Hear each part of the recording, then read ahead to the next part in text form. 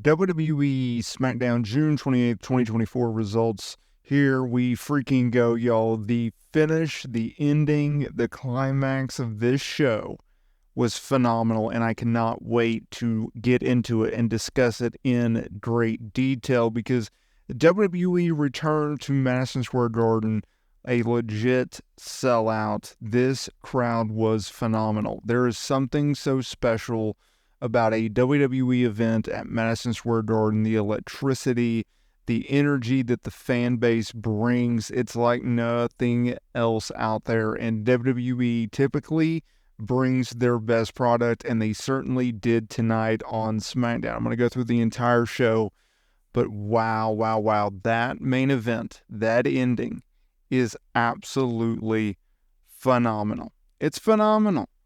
And let's get into it. So full recap here. So we kicked things off with a video package from last week's episode. Corey Graves, Wade Barrett, they welcomed us all to the broadcast before we saw Paul Heyman. Well, he caught up with the Bloodline in the parking lot. Heyman asked Solo Sikoa, "Hey man, where is Jacob Fatu, who made his promotional debut last week by taking out our undisputed WWE champion in Cody Rhodes?" But Solo said that he was just patting Heyman's shoulder. And Heyman looked so concerned because he didn't get a response. Bloodline then appeared on the ramp after walking out through a gorilla position. And then, all of a sudden, the cameras cut to Randy Orton, Kevin Owens, and Cody Rhodes storming their way from the parking lot to the ramp. We see then the babyfaces brawl with the heels before security guards separated them and we went to a commercial break. Now, once we came back from commercial, we saw Cody Rhodes, Kevin Owens, and Randy Orton.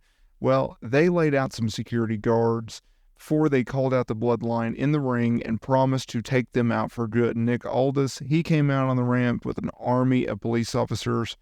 Cody Rhodes stated that Solo is not the tribal chief, only a seat filler. That led to Cody and the rest of the babyfaces being removed from MSG for the remainder of the night, which will play a crucial role in the climax of this show. Our first match of the evening was interesting because it was a women's Money in the Bank qualifying match. It was Tiffany Stratton, Candice LeRae, and Jade Cargill. And Tiffany Stratton went over Candice LeRae and Jade Cargill with the PME from Stratton to LeRae. I'm not a fan of Jade losing yet another match. However, you did it right or Triple H did it right by having Candice LeRae. She ate the pinfall. That's why she was in the freaking match.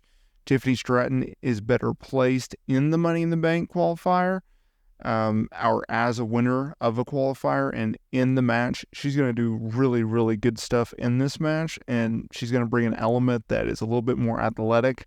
I expect a few high spots here and there. I'm not a fan of Jade being in the match, so that's fine with me, but I would have just kept her away from there. And we'll get to what they're doing with Jade and Bianca Belair in next week on SmackDown in just a moment. Naomi and Women's Champion Bayley, they did a backstage segment talking about Tiffany Stratton winning the qualifying match, saying that Stratton would be very annoying right now since she just qualified for the thing. Blair Davenport then showed up, interrupted, and said that the thing Bayley and Naomi had was cute, but assured Bayley's days as champion was numbered. And Bayley told Naomi to take care of her later in the night, and we'll get to that in a minute. The Bride, Montez Ford, Angelo Dawkins, and B-Fab, well, they did a backstage segment with Nick Aldis where they demanded a shot at the Bloodline. Why you would want a shot at the Bloodline, whatever. Nick said that could not be done because he had already promised the Bloodline their time for this ceremony tonight. We then got Pretty Deadly showing up, and they pitched doing a musical to Nick Aldis. But Street Profits, they responded by saying that they would be better represented by doing a tag team match. So they proposed Street Profits versus Pretty Deadly. The beatdown, if you will. Nick Aldis agreed and booked the match for later. We saw Jalen Brunson, of course, New York Knicks superstar. He was in the crowd. Solo Sikoa, Paul Heyman, they did a backstage segment where Heyman asked once again Solo what was the plan tonight and where in the freaking heck is Jacob Fatu. Solo responded by saying that he heard Heyman's advice and Fatu wasn't in the building, before saying that tonight would be the night Heyman would be named as Solo's wise man. We then got a men's Money in the Bank qualifying match. It was LA Knight, Logan Paul, and Santos Escobar. Now, Tyrese Halliburton, who plays for the Indiana Pacers, well, he was also ringside, and he got into a little bit of a staring contest with one Jalen Brunson, obviously playing off the NBA Finals, or the NBA playoff game. Excuse me. It was Mavs and Boston that was in the finals. I digress. So, in the end, it was LA Knight. What had happened was Logan Paul tried to roll up LA Knight and use the tights, but LA Knight rolled through and actually pinned Logan. I'm fine with this because A, it gives LA Knight a big win. B, they actually beat Logan Paul somewhat cleanly. Or they beat him without him having to cheat.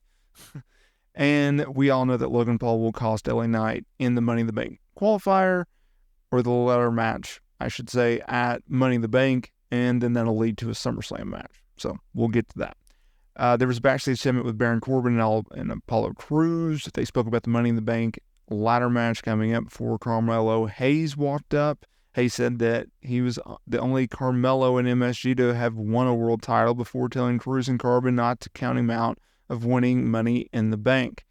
There was a video package for the late, great Sika, the father of Roman Reigns. There was a vignette for Andrade where he said that he was here to take over and promised to take everything after winning the men's Money in the Bank ladder match. I thought that was nice.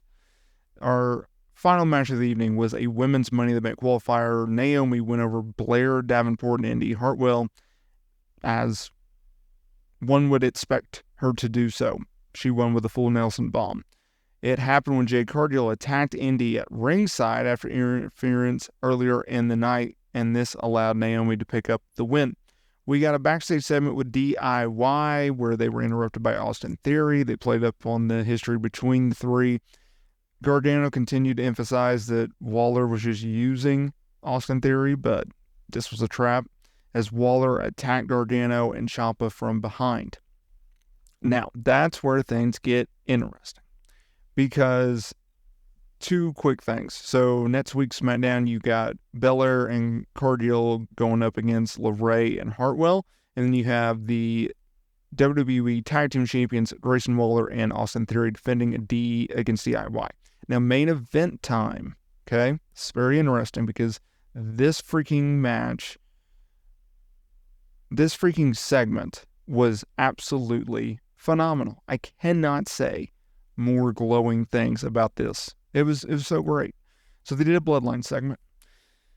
It was Solo. It was the Tongas. It was Paul Heyman. They introduced Jacob Fatu. Now, at this point, Heyman has let his beard grow out a little bit, his hair grow out a little bit. It's a little bit gray. He looks like he hasn't slept in days.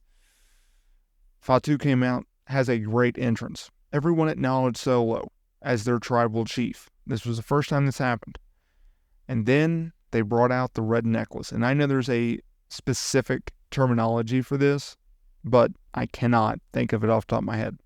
Anyways, Roman Reigns wore it. It symbolizes the tribal chief, the head of the table kind of thing. Solo wanted Paul Heyman to acknowledge him and put the red necklace on him.